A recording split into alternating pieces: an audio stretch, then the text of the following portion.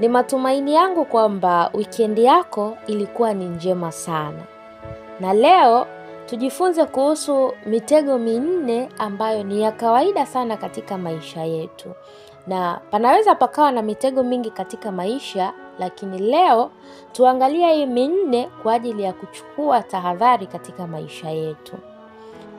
Watu wengi huwa hawashindwi kufikia malengo yao kwa sababu ya kukosa pesa, elimu au kukosa vipaji. Bali wengi huwa wanashindwa kufikia au huwa wanachelewa kufikia malengo yao kwa sababu ya mitego hii minne ambayo ni ya kawaida sana. Na kwa kuwa ni ya kawaida na ni ya kimya kimya, kwa hiyo usipoifahamu basi kuna uwezekano mkubwa wa kubaki pale pale ulipo miaka nenda rudi. Na mtego wa kwanza ni kufikiria kupita kiasi, overthinking. Kufikiria kupita kiasi huwa kunatoa machaguo mengi, lakini hakukupi nafasi ya kuchukua hatua. Unachambua sana, unalinganisha sana na unasubiria maamuzi yaliyokamilika, na mwisho wa siku hauanzi kabisa. Wakati unaendelea kufikiria, muda nao unazidi kusonga na fursa zinazidi kupita. Mtego wa pili ni visingizio. Visingizio mara nyingi ni hofu iliyojificha. Hofu ya kushindwa, hofu ya kuhukumiwa na hofu ya kuanza. Unakuwa unajiambia kwamba nitaanza kesho. Au unakaa unafikiria unasema kwamba bado sipo tayari kuanza. Nikiwa tayari nitaanza. Lakini ukweli ni kwamba golden chance never come twice.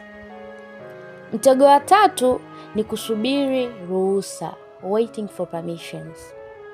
Hakuna mtu atakaye kuja kukuruhusu ufuatilie ndoto zako, na hakuna mtu atakaye kulazimisha au mtu anayelazimika kukupa wewe idhini ya kufanikiwa. Ukisubiria kila mtu akukubalie, utasubiri milele.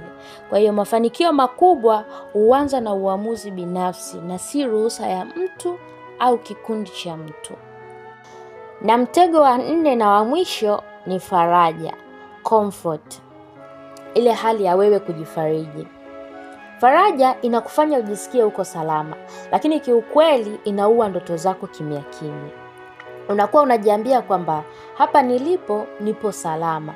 Kwa hiyo hauhitaji ile haja ya kujisukuma au kujituma zaidi kulenga mambo yaliyo makubwa au kulenga hatua iliyo kubwa zaidi ya hiyo uliyopo. Kwa hiyo mwisho wa siku unabaki pale pale ulipo. Mpendwa, kwa ajili ya kesho yako iliyo bora zaidi, acha kufikiri kupita kiasi, anza sasa. Acha visingizio visivyo na maana, chukua hatua sasa. Acha kusikiliza ruhusa ama kuomba ruhusa, amua wewe mwenyewe, na acha kujifariji. Mafanikio sio lele mama. You are a brand, own your value.